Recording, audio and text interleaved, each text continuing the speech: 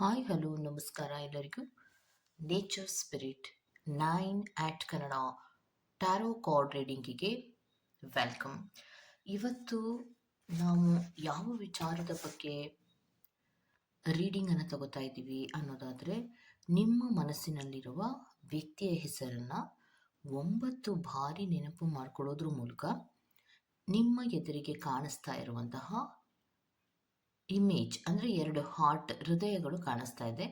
ಆ ಹೃದಯದಲ್ಲಿ purple colour ಇರುವ ಹೃದಯ ನಿಮಗೆ ಅಟ್ರಾಕ್ಟ್ ಆದರೆ ಅದನ್ನು ಆಯ್ಕೆ ಮಾಡ್ಕೊಳ್ಳಿ, ಅದು ಪೈ ನಂಬರ್ 1 ಆಗಿರುತ್ತೆ. ಗ್ರೀನ್ ಕಲರ್ ಇರುವಂತಹ ಹಾರ್ಟ್ ನಿಮಗೆ ಅಟ್ರಾಕ್ಟ್ ಆದರೆ ಅದು ಪ್ಯಾನ್ ನಂಬರ್ 2 ಆಗಿರುತ್ತೆ. ಅವರು ನಿಮ್ಮ ಪರ್ಸನ್ ಸದ್ಯಕ್ಕೆ ನಿಮಗೆ ಏನು ಹೇಳೋದಕ್ಕೆ ಬಯಸ್ತಾ ಇದ್ದಾರೆ ಅನ್ನೋದ್ರ ಬಗ್ಗೆ ನಾವು ವಿಚಾರವನ್ನು ತಿಳ್ಕೊತಾ ಇರೋದು.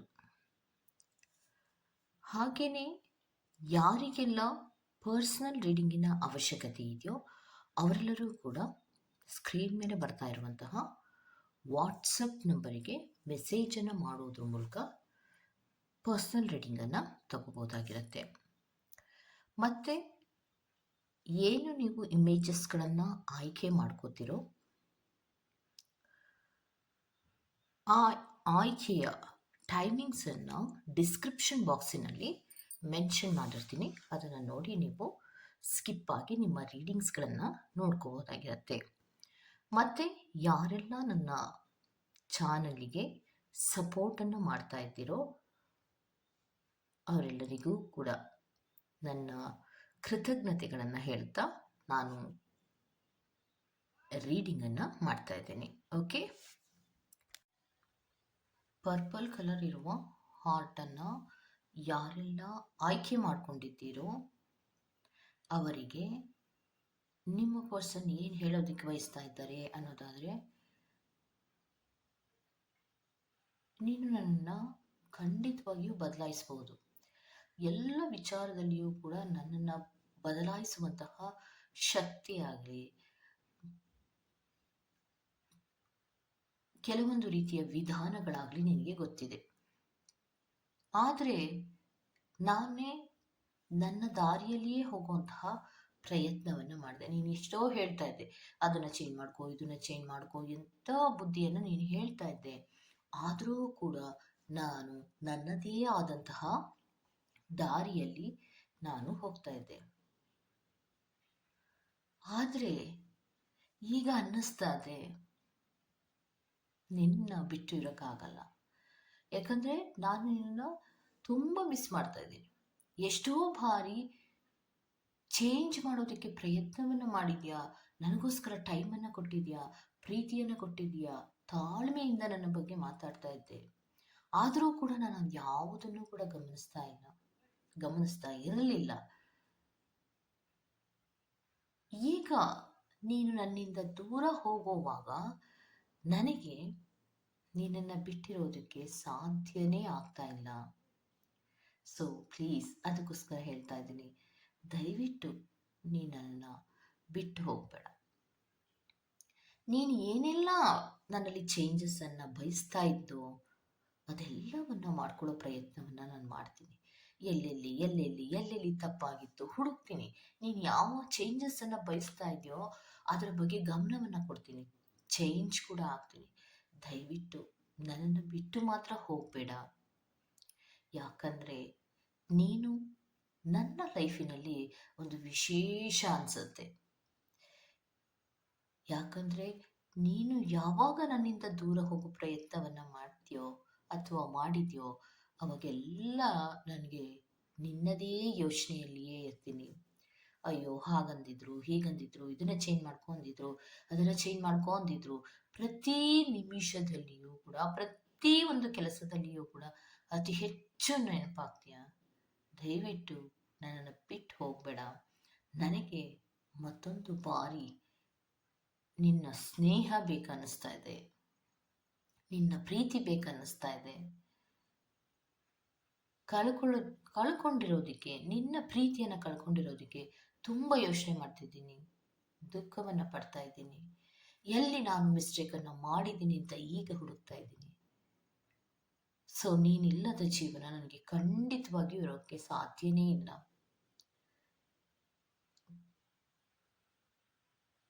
ನೀನಿಲ್ಲದ ಜೀವನ ನನಗೆ ನರಕದ ತರಹವೇ. ನೀನು ಸೇರಿದಂತೆ ನನ್ನ ಜೊತೆ ಇದ್ರೆ ಭೂಮಿಯೇ ನನಗೆ ಸ್ವರ್ಗ ಇದ್ದ ಹಾಗೆ ಅನ್ನುವಂತಹ ಒಂದು ಫೀಲ್ ನನಗೆ ಆಗತ್ತೆ. ಸೊ ನೀನು ಯಾವಾಗ ದೂರ ದೂರ ದೂರ ದೂರ ಹೋಗ್ತಾ ಇದೆಯೋ ಅದು ಯೋಚನೆ ಜಾಸ್ತಿ ಆಗ್ತಾ ಇದೆ, ಟೆನ್ಷನ್ಗಳು ಜಾಸ್ತಿ ಆಗ್ತಾ ಇದೆ, ನನ್ನ ಮೇಲೆ ನನಗೆ ಇರಿಟೇಷನ್ಗಳಾಗ್ತಾ ಇದೆ. ಹೇಗಪ್ಪ ನಿನ್ನ ಕಳ್ಕೊಳ್ಳೋದು, ಅದನ್ನ ಕೂತ್ಕೊಂಡು ಯೋಚನೆ ಮಾಡಿದ್ರೇನೆ ತಡ್ಕೊಳಕ್ಕಾಗ್ತಾ ಇಲ್ಲ. ಅಂದ್ರೆ ನೀನು ನನ್ನಿಂದ ದೂರ ಹೋದ್ರೆ ನಾನು ಹೇಗೆ ತಾನೇ ಬದುಕ್ತೀನಿ.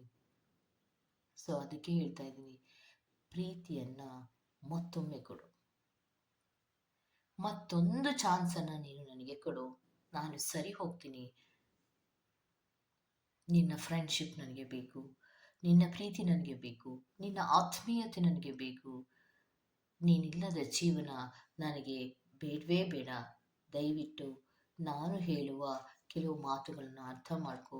ಇದೆಲ್ಲವನ್ನ ಕೂಡ ನಾನು ಮನಃಪೂರ್ವಕವಾಗಿಯೇ ಇದೆಲ್ಲವನ್ನ ಕೂಡ ನಾನು ಮನಃಪೂರ್ವಕವಾಗಿಯೇ ನಿನಗೆ ಹೇಳ್ತಾ ಇರೋದು. ಪ್ಲೀಸ್ ಅರ್ಥ ಮಾಡ್ಕೊ, ನನಗೊಂದು ಚಾನ್ಸನ್ನು ಕೊಡು ಅನ್ನುವಂತಹ ರಿಕ್ವೆಸ್ಟನ್ನು ಸದ್ಯಕ್ಕೆ ನಿಮ್ಮ ಮನಸ್ಸಿನಲ್ಲಿರುವಂತಹ ವ್ಯಕ್ತಿ ನಿಮಗೋಸ್ಕರ ಮಾಡ್ತಾ ಇದ್ದಾರೆ. ಓಕೆ, ಇದೇ ವಿಚಾರವನ್ನೇ ನಿಮ್ಮ ಪರ್ಸನ್ ನಿಮಗೆ ಹೇಳಬೇಕು ಅಂತ ಅನ್ಕೊಂಡಿರುವಂಥದ್ದು.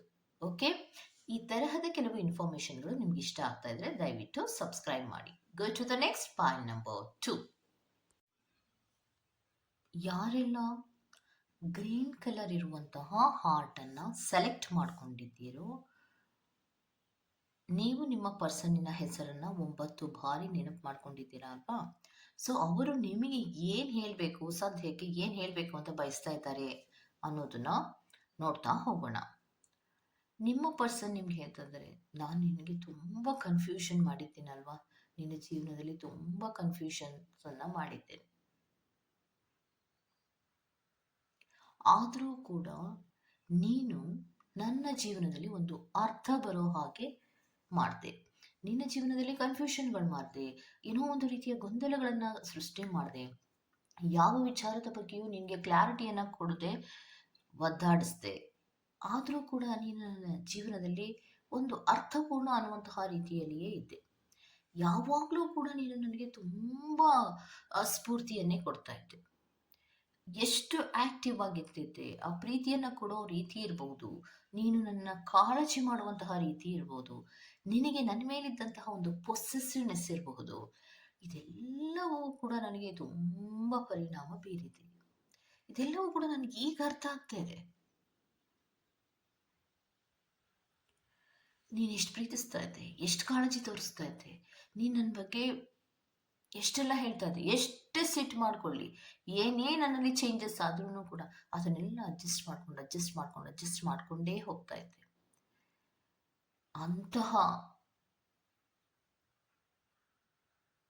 ಒಬ್ಬ ವ್ಯಕ್ತಿಯನ್ನ, ಪ್ರೀತಿಯ ಹೃದಯವನ್ನ ನಾನು ಹೇಗೆ ದೂರ ಮಾಡ್ಕೊಳ್ಳಿ? ಯಾವಾಗಲೂ ಕೂಡ ಶಾಶ್ವತವಾಗಿ ನೀನು ನನಗೆ ಬೇಕೇ ಬೇಕು. ಅದನ್ನೇ ನಾನು ಇವಾಗ ಬಯಸ್ತಾ ಇದ್ದೀನಿ. ನೀನು ಆಡ್ತಿಯಲ್ಲ ಕೆಲವು ಮಾತುಗಳು, ಅದು ನನಗೆ ಹ್ಯಾಂಡಲ್ ಮಾಡೋದು ಹೇಗೆ ಗೊತ್ತಾಗ್ತಾ ಇಲ್ಲ. ಹೌದು, ಕೆಲವು ಸಿಚುಯೇಷನ್ಸ್ಗಳಲ್ಲಿ ನಾನು ಹ್ಯಾಂಡಲ್ ಮಾಡಿರುವಂತಹ ರೀತಿ ಇರ್ಬೋದು, ಅಥವಾ ನಾನು ಕೋಪದಲ್ಲಿ ಮಾತಾಡಿರುವಂತಹ ರೀತಿ ಇರ್ಬೋದು, ಅಥವಾ ಇರ್ರೆಸ್ಪಾನ್ಸಿಬಲ್ ಆಗಿ ಮಾತಾಡಿರುವಂತಹ ರೀತಿ ಇರ್ಬೋದು, ಅಥವಾ ಈಗೋ ಇಂದ ಆಡಿರುವಂತಹ ಕೆಲವು ಮಾತುಗಳಿರ್ಬೋದು. ಅದೆಲ್ಲವನ್ನ ದಯವಿಟ್ಟು ಮರೆಯಕ್ಕಾಗತ್ತಾ? ತಪ್ಪು ನಂದೇ ಇತ್ತು. ನೀನನ್ನ ಕರೆಕ್ಟಾಗಿ ಅರ್ಥ ಮಾಡ್ಕೊಂಡಿದ್ದಿದ್ರೆ ನಮ್ಮಿಬ್ಬರ ನಡುವೆ ಇಂತಹ ಕ್ಲಾಶಸ್ಗಳೇ ಬರ್ತಾ ಇರಲಿಲ್ಲ. ಆದರೆ ಆಗ ನನಗೆ ಹೇಗೆ ಹ್ಯಾಂಡಲ್ ಮಾಡಬೇಕು ಅನ್ನೋದು ಗೊತ್ತಾಗಲಿಲ್ಲ, ಮಾತಾಡ್ಬಿಟ್ಟೆ. ಈಗ ನೀನು ದೂರ ಹೋಗುವಾಗ ಈಗಲೂ ನನಗೆ ಗೊತ್ತಾಗ್ತಿಲ್ಲ ನಿನ್ನನ್ನು ಹೇಗೆ ನಾನು ಅರ್ಥೈಸಬೇಕು, ಅಥವಾ ಈ ಸಿಚುಯೇಷನ್ಗಳ ಬಗ್ಗೆ ಹೇಗೆ ನಾನು ನಿನಗೆ ಕ್ಲಾರಿಟಿಯನ್ನು ಕೊಡಬೇಕು, ಅದು ಯಾವುದು ನನಗೆ ಗೊತ್ತಾಗ್ತಾ ಇಲ್ಲ. ನನಗೆ ಗೊತ್ತಾಗ್ತಾ ಇರೋದಂದ್ರೆ ಒಂದೇ, ನಿನ್ನನ್ನು ಎಲ್ಲಿ ಕಳ್ಕೊಬಿಡ್ತೀನೋ ಅನ್ನುವಂತಹ ಒಂದು ಭಯ. ಆ ಭಯದಲ್ಲಿಯೇ ನಾನು ಇದ್ದೀನಿ, ದಿನ ಕಳೀತಾ ಇದ್ದೀನಿ.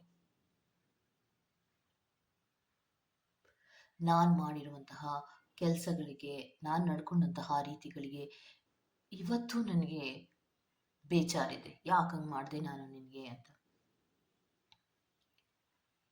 ಎಷ್ಟೋ ಬಾರಿ ನಿನಗೆ ಹರ್ಟ್ ಮಾಡಿದ್ನಲ್ಲ ಅಂತ ಆ ನೋವು ನನಗಿದೆ.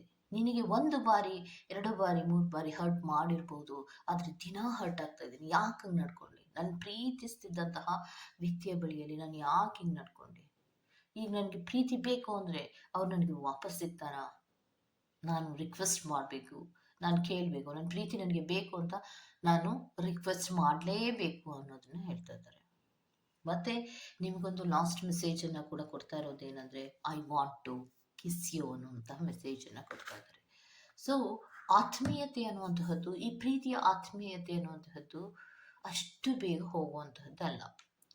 ಕೆಲವೊಮ್ಮೆ ಪ್ರೀತಿಸ್ತಾ ಇರುವಂತಹ ವ್ಯಕ್ತಿಗಳು ಒಬ್ಬರು ಸೀರಿಯಸ್ ಆಗಿರ್ತೀರ, ಒಬ್ಬರು ಸೀರಿಯಸ್ನೆಸ್ ಅಲ್ಲಿ ಇರೋದಿಲ್ಲ.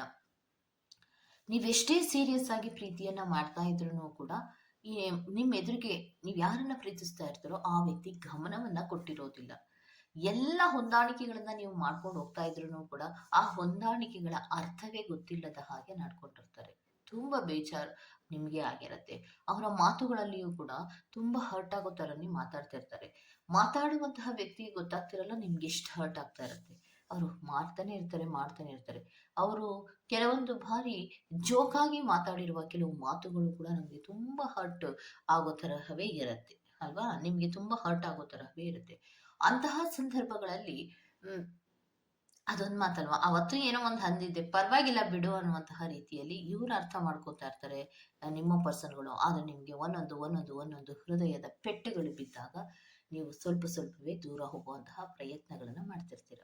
ಯಾವಾಗ ಆ ಪ್ರಯತ್ನಗಳನ್ನ ಮಾಡಿರ್ತೀರೋ, ದೂರ ಹೋಗಿರ್ತೀರೋ, ಅಂತಹ ಸಂದರ್ಭದಲ್ಲಿ ಆವಾಗ ಅರಿವಿಗೆ ಬರುತ್ತೆ ನಿಮ್ಮ ಪರ್ಸನ್ನಿಗೆ ನೀವೆಲ್ಲ ವಿಚಾರಗಳಲ್ಲಿಯೂ ಎಷ್ಟು ಹೊಂದಾಣಿಕೆಯಿಂದ ಇದ್ರಿ, ಎಷ್ಟು ಪ್ರೀತಿಯನ್ನ ತೋರಿಸ್ತಾ ಇದ್ರಿ, ಎಷ್ಟು ಕಾಳಜಿಯನ್ನು ಮಾಡ್ತಾ ಇದ್ರಿ, ಎಷ್ಟು ಅವರಿಗೆ ಪ್ರೊಟೆಕ್ಷನ್ ಆಗಿ ಇದ್ರಿ.